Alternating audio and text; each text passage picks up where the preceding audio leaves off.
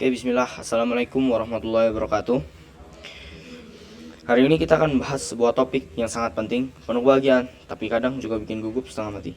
Ya, kita akan bicara tentang akad nikah, khususnya mengupas fikih nikah berdasarkan kajian dari Ustadz Firanda Ardirja. Sebelum kita masuk ke isi kajiannya, mari kita kenal lebih dekat siapa sosok Ustadz Firanda Ardirja. Beliau adalah salah satu pendakwah dan ulama Ahlus Sunnah wal Jamaah terkemuka di Indonesia. Ustadz Firanda dikenal dengan penyampaiannya yang sistematis, ilmiah, namun sangat mudah dipahami oleh masyarakat awam. Beliau menghabiskan waktu bertahun-tahun menuntut ilmu di Universitas Islam Madinah atau UIM di Arab Saudi hingga berhasil meraih gelar doktoral S3 jurusan akidah dan dengan predikat summa cum laude. Salah satu keistimewaan luar biasa yang beliau miliki adalah beliau pernah diberikan amanah sebagai pengisi kajian rutin berbahasa Indonesia di Masjid Nabawi Madinah. Kajian-kajian beliau sangat luas, meliputi bidang akidah, fikih, tafsir, hingga sirah nabawiyah. Nah, mari kita langsung bedah isi dari video kajian beliau mengenai arkanun nikah atau rukun nikah. Menurut Ustadz Firanda, di dalam pernikahan itu ada 3 unsur pokok, yaitu adanya calon suami, calon istri, dan sigah atau lafal akad. Meskipun di kalangan ulama ahli fikih ada perbedaan istilah, ada yang menyebutkan rukun, ada yang menyebutnya syarat. Ustadz Firanda menegaskan kita tidak perlu pusing dengan istilah tersebut. Inti pokoknya adalah jika rukun dan syarat ini tidak terpenuhi, maka ibadah pernikahan itu tidak sah. Apa saja syarat bagi calon istri dan suami? Pertama adalah ta'yin, yaitu harus jelas penentuan siapa orang yang akan dinikahkan. Kedua, ridhohuma, artinya kedua belah pihak harus sama-sama ridho dan tidak boleh ada paksaan. Ustadz Firanda mencontohkan praktik seperti kisah Siti Nurbaya zaman dulu yang dinikahkan secara paksa. Itu hukumnya haram dalam Islam. Dan syarat yang ketiga adalah kondisinya harus kosong atau terbebas dari penghalang-penghalang pernikahan. Lalu kita masuk ke rukun berikutnya, yaitu sigoh akad. Akad ini baru bisa terjadi kalau ada ijab dan qabul, serta disertai dengan kehadiran 2 orang saksi. Ijab atau penyerahan itu harus diucapkan oleh wali pihak perempuan, sedangkan qabul atau penerimaan diucapkan oleh pihak laki-laki alias calon suami atau orang yang mewakilinya.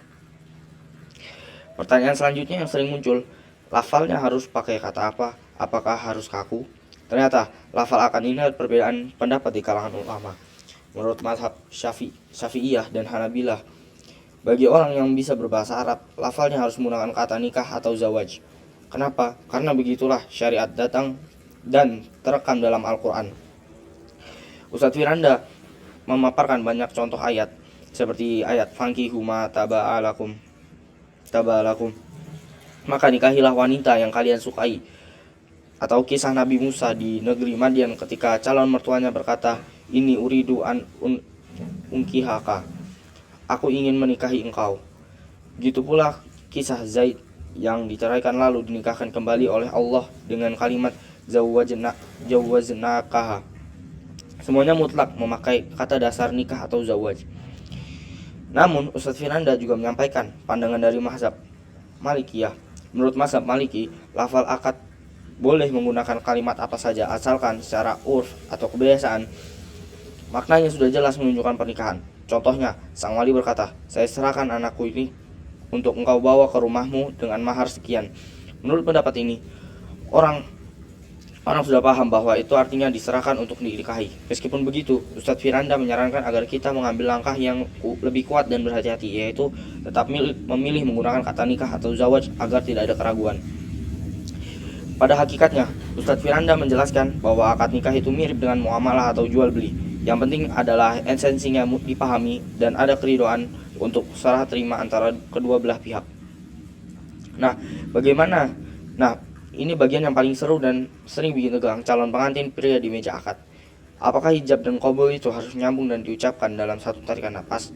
Di masyarakat kita, seringkali kita melihat mempelai pria keringat dingin, cemas dan stres karena ketika wali selesai mengucapkan ijab, ia harus langsung menyambar dengan qabul tanpa jeda sedikit pun.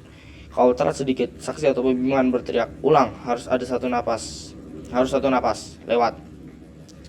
Apakah agak mempersulit itu? Ustadz Firanda memaparkan bahwa memang menurut mazhab Syafi'i, antara ucapan wali dan jawaban suami tidak boleh terputus. Namun pendapat yang lebih tepat dan selaras dengan mazhab Maliki adalah selama keduanya masih berada dalam satu majelis, maka jeda tersebut tidaklah mengapa. Misalnya, sang suami tidak langsung menjawab melainkan menarik napas sebentar lalu dia membaca bismillah wassalatu wassalamu ala rasulillah lalu mengucapkan qabil tu saya terima maka akadnya tetap sah. Ustadz Firanda menegaskan karena ini adalah akad muamalah selama wali sudah memberi dan calon suami menerima di majelis yang sama, akad itu sah. Tidak perlu dibuat kaku sampai membuat orang yang sudah stres mau menikah malah makin tegang karena harus menjawab seperti balapan. Asalkan masih di majelis yang sama dan tidak ditinggal pergi keluar ruangan, semuanya aman.